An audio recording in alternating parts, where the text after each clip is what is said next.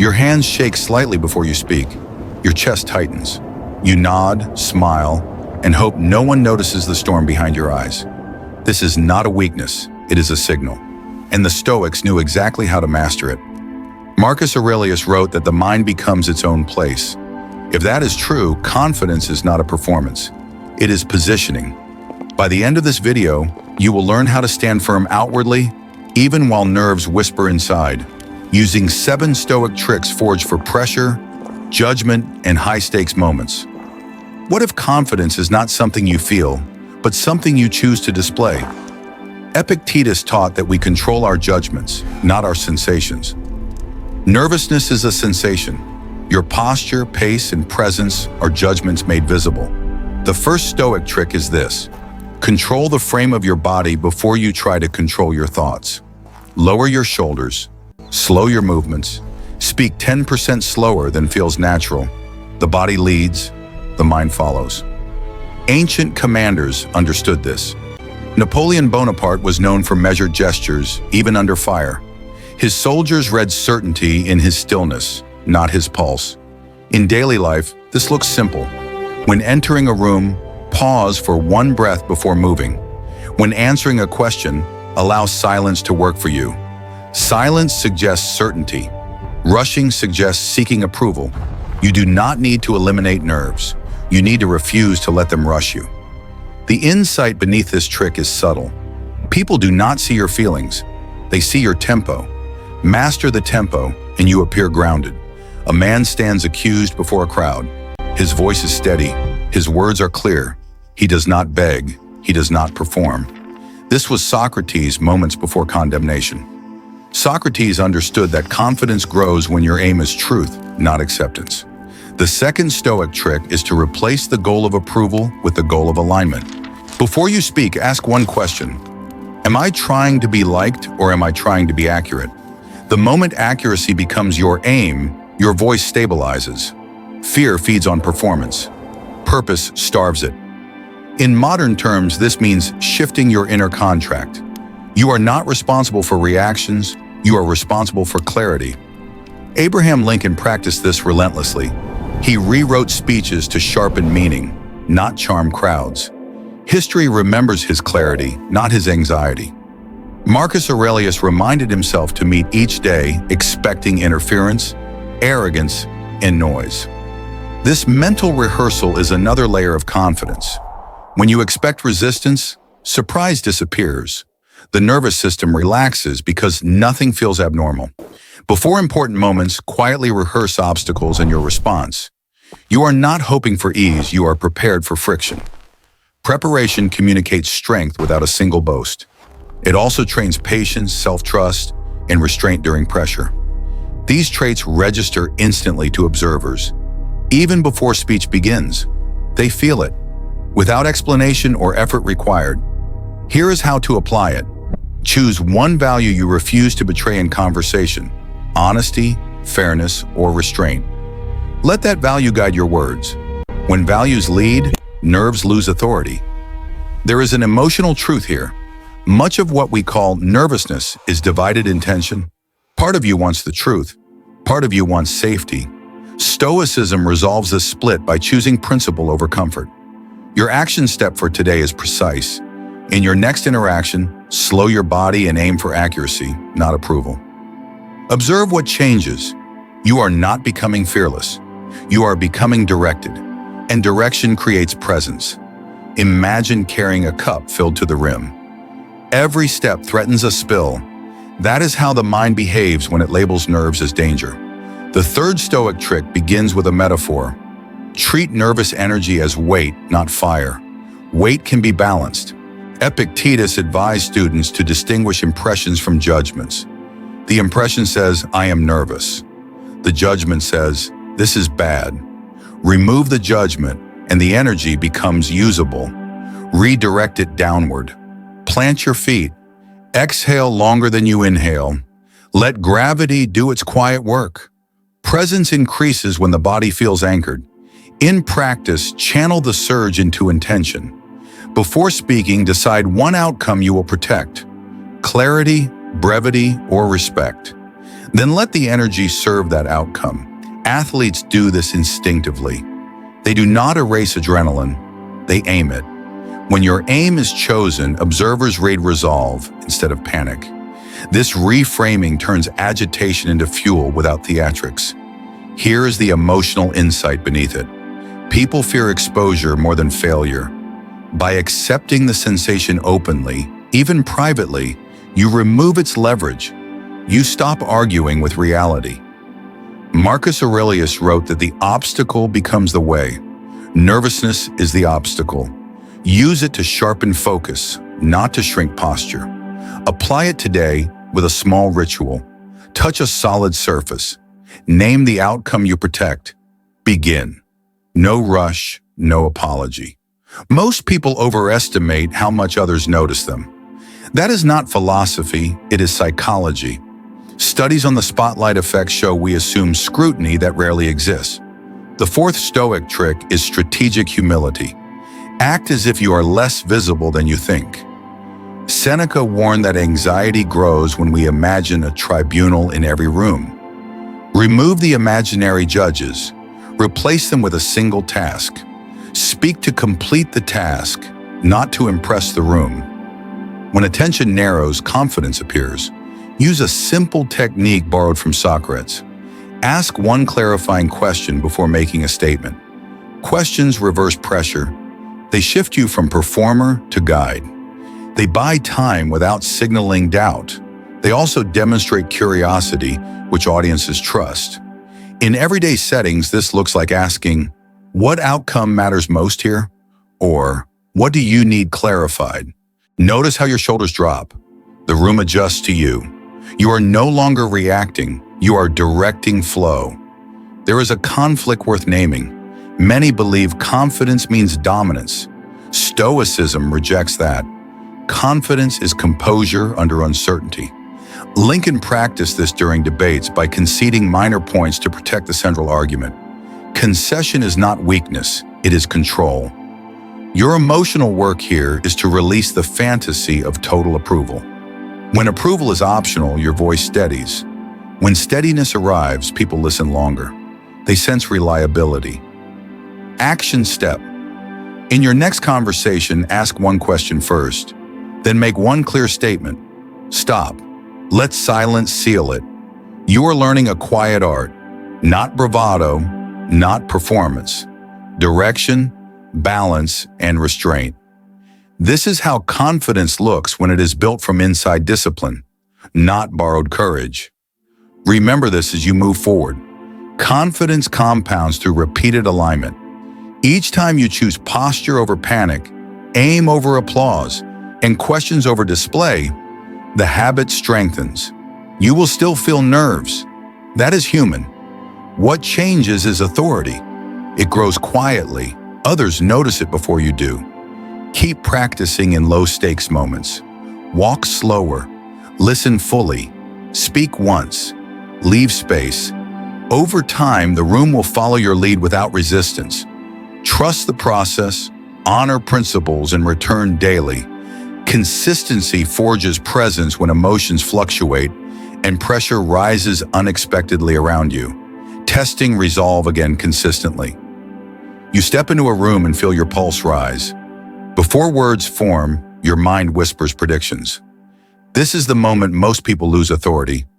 Interrupt the moment before it controls you. Marcus Aurelius trained himself to create a pause between stimulus and response. Not silence for politeness, but space for command. The trick is deliberate delay. When nerves spike, delay action by one conscious breath. That single breath is not hesitation, it is sovereignty. The Stoics believed urgency is often false. Epictetus warned that haste enslaves judgment. When you move too quickly, others sense reactivity. When you pause, they sense command. A calm delay communicates that you are choosing, not reacting. Use this in conversation by allowing a half second before answering. Let your eyes settle. Let your spine rise. Then speak. People unconsciously mirror tempo. Your pause slows the room. That slowing is read as confidence. even when your heart races. Here is the deeper truth. Nervousness accelerates time inside your head. Pausing resets time externally. Control time, and you control perception. Your immediate action step: practice the pause today. One breath before the speech, every time. A young Roman officer once asked a Stoic teacher how to appear strong among veterans. The answer was simple: do not add anything unnecessary. The sixth Stoic trick is subtraction. Confidence weakens when you over-explain. Over-explaining signals doubt. Seneca observed that the wise speak with economy, fewer words, clearer structure, firmer presence. Modern life rewards noise. Stoicism rewards precision. When nervous, reduce output.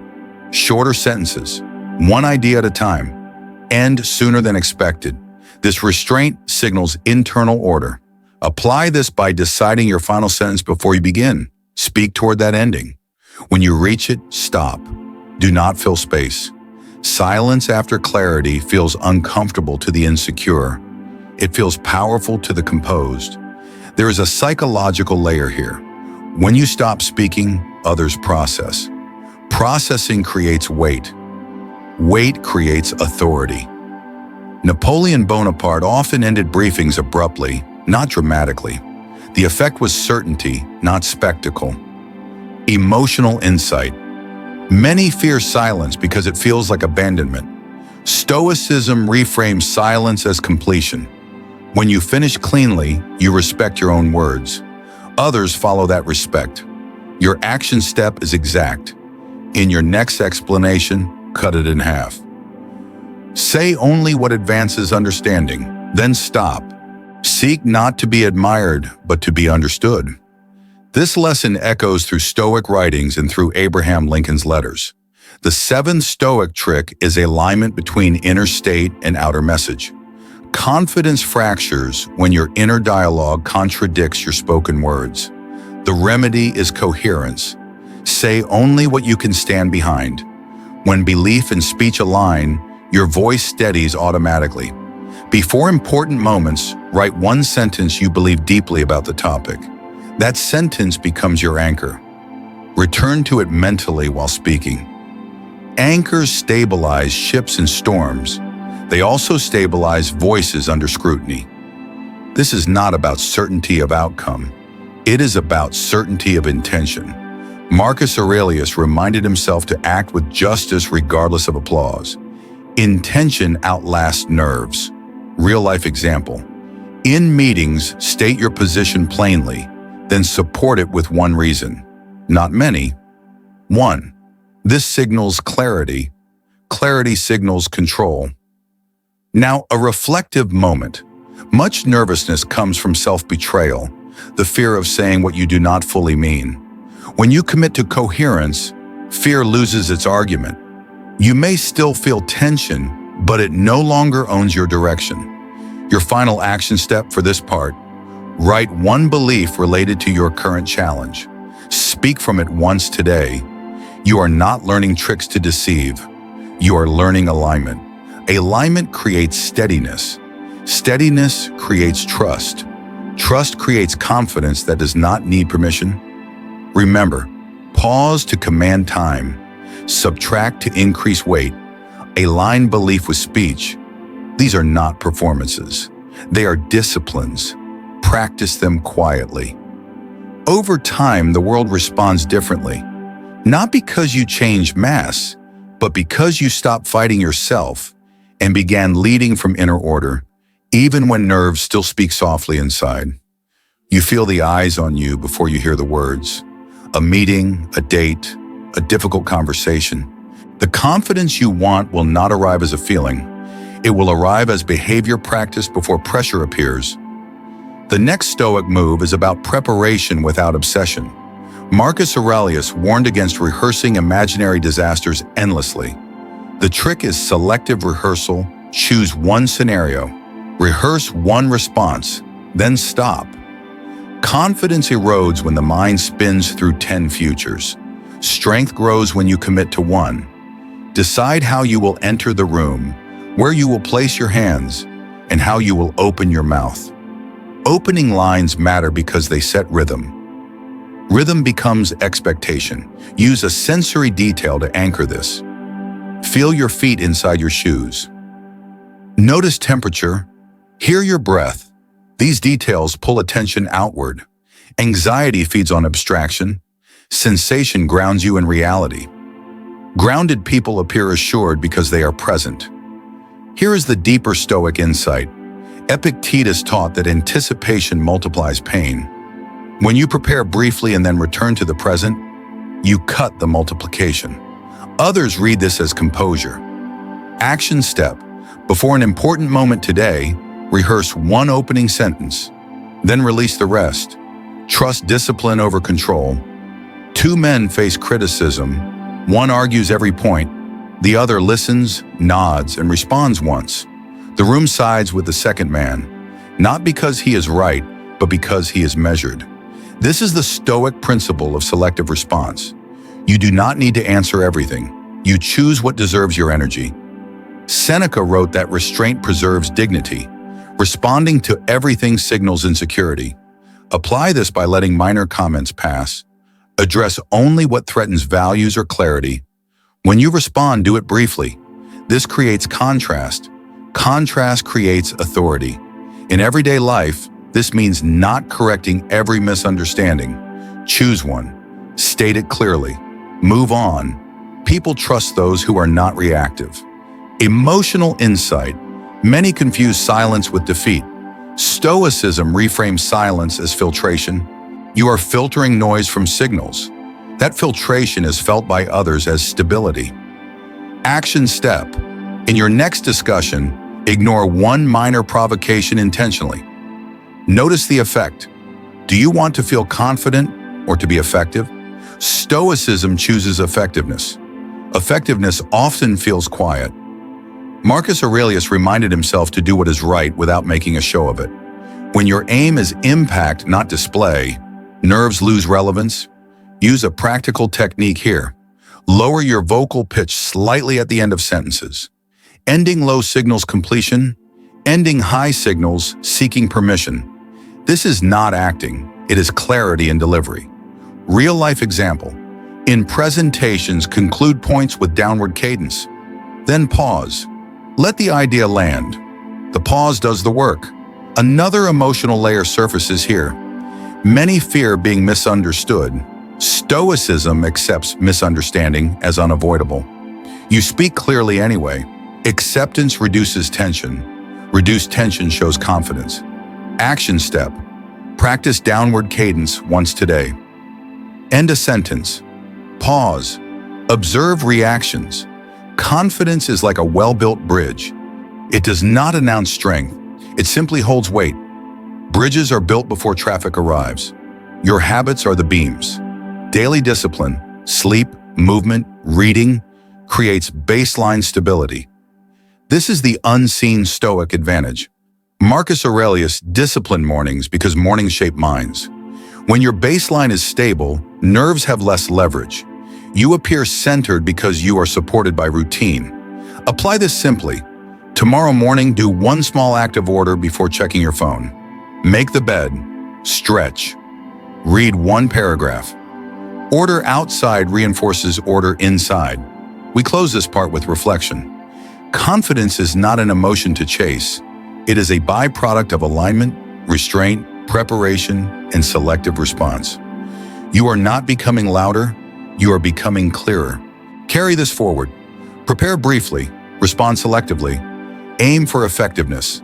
Build daily order. Each choice is small. Together, they reshape how you move through rooms, conversations, and pressure. In the next part, these habits will converge into a final transformation where confidence no longer feels like something you put on, but something others sense immediately, even when your heart still beats fast. You are still human. Your heart will still race. Your palms may still warm. Stoicism never promised emotional silence. It promised command. Marcus Aurelius never tried to eliminate emotion. He trained himself to move correctly with emotion present. This is the final Stoic truth behind confidence. You do not wait to feel ready. You act in alignment and readiness follows. Epictetus taught that we suffer when we forget who we are choosing to be. In moments of nervousness, people ask the wrong question. How do I look right now? The Stoic asks, who am I practicing becoming? Confidence stabilizes when you act from identity, not mood. Choose one identity statement that defines you under pressure. I am someone who speaks with clarity. I am someone who remains composed. I am someone who responds, not reacts. This is not an affirmation for comfort. This is instruction for behavior. Before entering any situation that triggers nerves, repeat the identity once. Then behave according to it, regardless of sensation. When action aligns with identity, the mind reorganizes itself. Observers feel that alignment instantly. They call it confidence. Socrates walked calmly to his death because his identity was settled long before the moment arrived. Lincoln held steady through ridicule because he answered to principle, not approval. Their composure was not personality, it was practice. Here is how this looks in real life. You feel nervous before speaking? Instead of asking how to calm down, you ask, what would a composed person do with their hands, breath, and words? Then you do exactly that, even if the feeling lags behind. The feeling always lags behind. This is the emotional insight most people miss. Confidence is delayed feedback. You act first. The feeling arrives later. When you wait for the feeling, you stay trapped. When you lead with behavior, the nervous system adapts. Your final action step is simple and exact. Choose one identity statement tonight. Write it down. Tomorrow, act from it once, only once, during a moment of discomfort. That is enough to start rewiring perception. Now, the empowering conclusion: you are not broken because you feel nervous. You are untrained. Training is honorable. Discipline is learnable. Presence is built. Stoicism does not turn you into stone. It turns you into someone reliable under pressure, someone whose reactions are chosen, whose words are measured, whose posture communicates order. People will begin to trust you more, not because you dominate, but because you remain steady when others scatter. And finally, the soft affirmation. If this lesson resonated, write this in the comments. Not for me, but for yourself. I act from identity, not emotion. Read it once, then live it quietly. That is how confidence becomes real.